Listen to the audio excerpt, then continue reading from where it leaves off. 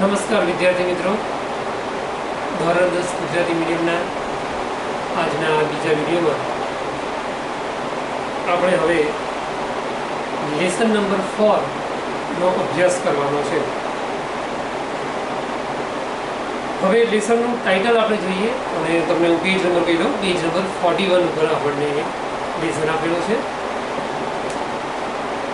લેસનનું title છે a wonderful creation, એટલે કે અદ્ભુત સર્જન. વન્ડરફુલ એટલે અદ્ભુત અને ક્રિએશન એટલે સર્જન. હવે આ લેસનની હું તમને પહેલાં શોર્ટ સ્ટોરી જેવું કહી દઉં, સારાંશ સમરી જેવું, અને પછી આપણે લેસન સ્ટાર્ટ કરીએ. તો લેસનની અંદર વાત કરેલી છે બે પાત્રોની. એ બંને પાત્રો વચ્ચે ડાયલોગ કન્વર્સેશન જેવું આપણને આપેલું છે, વાતચીત જેવું આપેલું છે. એક પાત્ર છે ગોડ, લોર્ડ એટલે કે ભગવાન ઈશ્વર, અને બીજું પાત્ર જે સામે છે એ છે એન્જલ એટલે કે દેવદૂત. હવે શું છે આ લેસનની સ્ટોરી આપણે જોઈએ તો લેસનની સ્ટોરીમાં આપણને બતાવવામાં આવ્યું છે કે ભગવાન એક વિશિષ્ટ મોડેલ નમૂનો, આદર્શ નમૂનો બનાવવા જઈ રહ્યા છે. તેનું સર્જન કરવાનો પ્રયાસ કરી રહ્યા છે અને બહુ એકાગ્રચિત તે પણ. તો દેવદૂત એમની પાસે આવે છે અને જોઈને થોડા આશ્ચર્યચકિત થઈ જાય છે એના નમૂનાને જોઈને. એટલે ભગવાનની સાથે થોડી વાતચીત કરે છે, માહિતી મેળવવા માટે કેટલાક પ્રશ્નો પૂછે છે. ભગવાન તેનો પ્રત્યુત્તર આપે છે, બરાબર. અને શરૂઆતમાં તો દેવદૂતને ખ્યાલ નથી આવતો કે ભાઈ ભગવાન કોનું મોડેલ બનાવવા જઈ રહ્યા છે, નમૂનો બનાવવા જઈ રહ્યા છે. તો પછી ધીરે ધીરે તેને ભગવાનની વાત ઉપરથી આઈડિયા આવી જાય છે કે ભગવાન એ એક આદર્શ માતા એટલે કે મમ્મીનો, મધરનો મોડેલ બનાવવા જઈ રહ્યા છે. અને પછી તો દેવદૂત એ માતાની વિશિષ્ટ બાબતો, લાક્ષણિકતાઓ, એના વિશે એક પછી એક પ્રશ્ન લોર્ડ ભગવાનને, ઈશ્વરને પૂછતો જાય છે અને ઈશ્વર તેનો પ્રત્યુત્તર આપતા રહે છે, તેને જિજ્ઞાસાને સંતોષતા રહે છે. લેસનમાં કેટલીક આશ્ચર્યચકિત કરી દે તેવી બાબતો પણ તમને જોવા મળશે.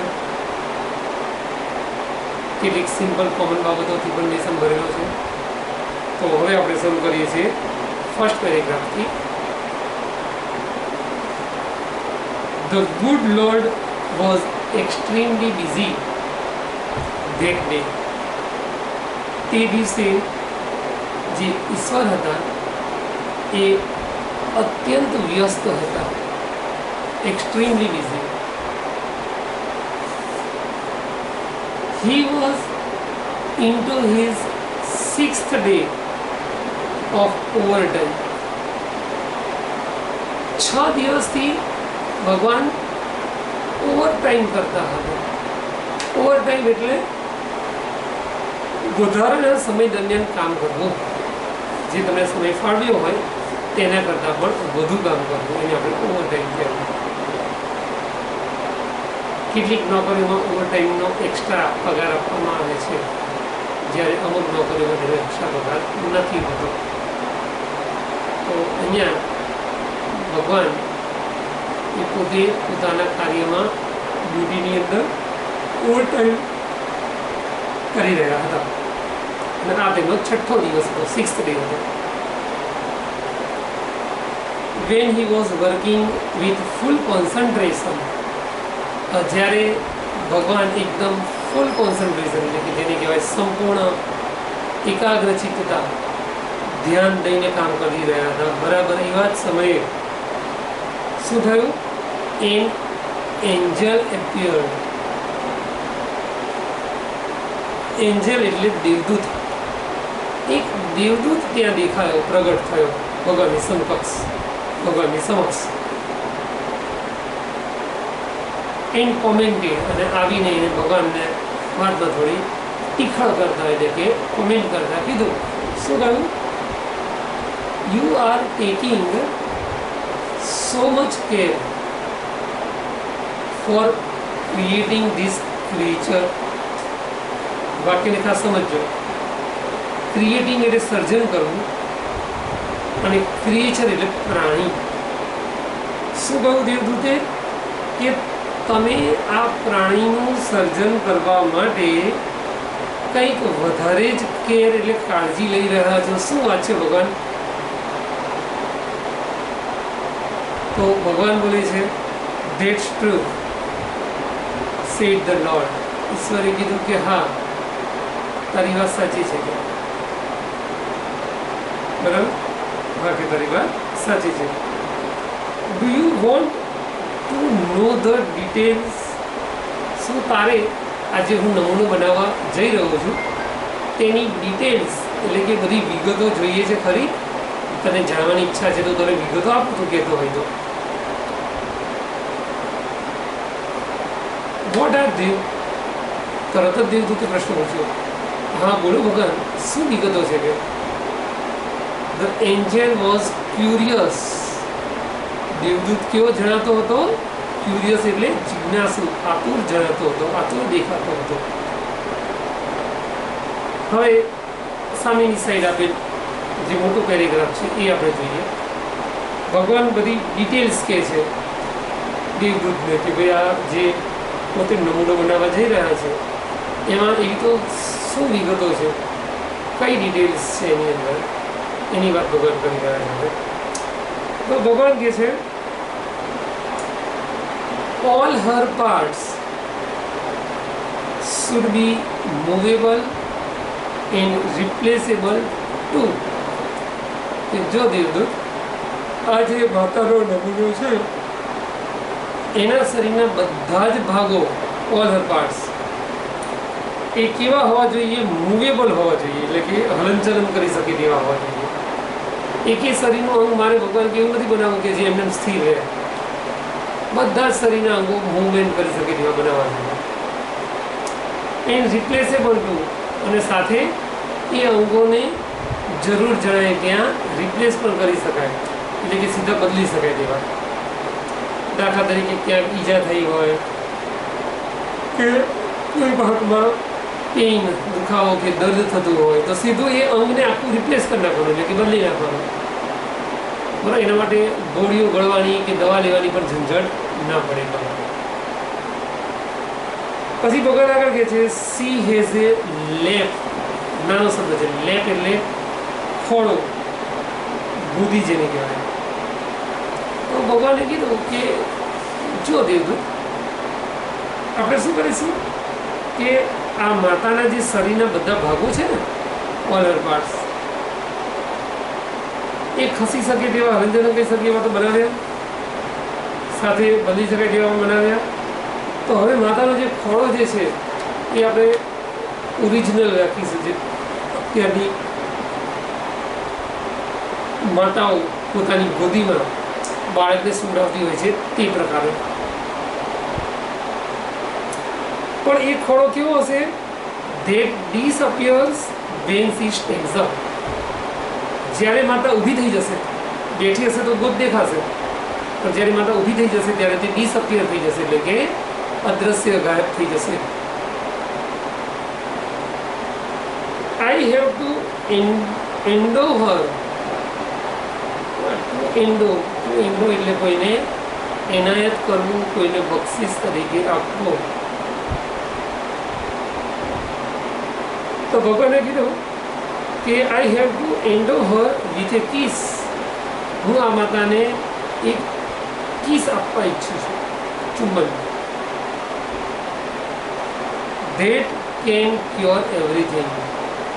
અને એવું ચમત્કારિક ચુંબન આપીશ કે એનાથી પોતાના સંતાનને કંઈ પણ થયું હોય, કંઈ પણ ઈજા હોય એ બધું જલ્દીથી ઝડપથી મળી જશે. બરાબર? ત્યાર પછી આગળ ભગવાન બોલ્યા from a broken leg to a broken heart. પછી તે પોતાના સંતાનનો તૂટેલો, ભાગેલો પગ કેમ ના હોય, કે તૂટી ગયેલું હૃદય કેમ ના હોય. માતા કે મારા શબ્દથી એને ચોક્કસ શાંતિ મળશે, અને તે રિલેક્શન motion. Moreover, she has to have 6 pairs of hands. ઈશ્વર પ્રભુ આગળ બોલ્યા કે જો દેવદૂત બીજી વધારાની સવિશેષ બાબત કહો તો આ જે માતા છે એને હું 6 જોડી હાથ પણ આપવા ઈચ્છું છું. 6 જોડી હાથ. બરાબર. પછી આગળ કીધું તો આગળ કહ્યું કે she must be able to run. તે દોડી શકશે. જો રનના બે અર્થ થાય, દોડવું અને ચલાવવું. આ લેસનની અંદર દોડી શકશે એ મિનિંગ બંધ બેસતો નથી થતો, સ્યુટેબલ નથી થતો, એટલે આપણે ચલાવી લેશે એવું કરવું પડશે. she must be able to run on any food available. આ માતા એવી હશે કે એને ગમે તે ખોરાક આપવામાં આવશે તેના ઉપર તે ચલાવી લેશે. કોઈ પણ પ્રકારની આનાકાની કે જીદ નહીં કરે કે મારે આ જ ખાવું છે, પેલું જ ખોરાક લેવો છે, એ કશી જીદ માતા નહીં કરે. And should have 3 pairs of eyes. અને ભગવાન બોલે છે કે એને 3 જોડી આંખો પણ હોવી જોઈએ. બરાબર છે. તો આટલા બધા લક્ષણો માતાની અંદર એમને મૂકવાનું નક્કી કર્યું હતું એ દેવદૂત સમક્ષ કઈ સંભાવ્યા. બરાબર. તો અત્યાર આ ફકરામાં જે હાર્ડવર્ડ્સ આવે જે ફરીથી જોઈ લઈએ. મૂવેબલ એટલે હલનચલન થઈ શકે તેવું, રિપ્લેસેબલ એટલે બદલી શકાય તેવું, લેપ એટલે બેસવા માટેનો ખોળો કે ગોદ, ડિસઅપિયર એટલે તમને ખબર જ છે અદ્રશ્ય થઈ જવું. ત્યાર પછી આપણને કહું છે તો એન્ડો એટલે એનાયત કરવું. એના પછી શું થશે? મોરઓવર. તો એમાં અગ્ર શબ્દમાં આવે છે ક્યોર એટલે ઈલાજ કે ઉપચાર કરાવવો. ત્યાર પછી શબ્દ આવે છે મોરઓવર એટલે સવિશેષ, તદુપરાંત કે તે સિવાય. એના પછી શબ્દ આવે છે એબલ ટુ. એબલ ટુ એટલે સમર્થ હોવું, કોઈ પણ કાર્ય કરવા માટે સક્ષમ હોવું. નેક્સ્ટ શબ્દ છે બ્રોકન. બ્રેક ક્રિયાપદનું 3જા નંબરનું રૂપ છે. તૂટી ગયેલું, તોડી નાખેલું. બરાબર. ત્યારબાદ શબ્દ આવે છે અવેલેબલ. અવેલેબલ એટલે ઉપલબ્ધ. ઉપલબ્ધમાં પણ ખ્યાલ ના આવે તો હાજર. હાજર સ્ટોકમાં કહે છે ને. અને ઓકે, તો અહીંયા લગભગ મોટા ભાગના હાર્ડવર્ડ ફકરા પેરેગ્રાફના કમ્પ્લીટ થાય છે. Wonderful creation. આ 41 નંબરનું પેજ આપણે જોયું છે. તો આજના આ વિડીયોમાં આપણે અહીંયા સ્ટોપ કરીએ છીએ.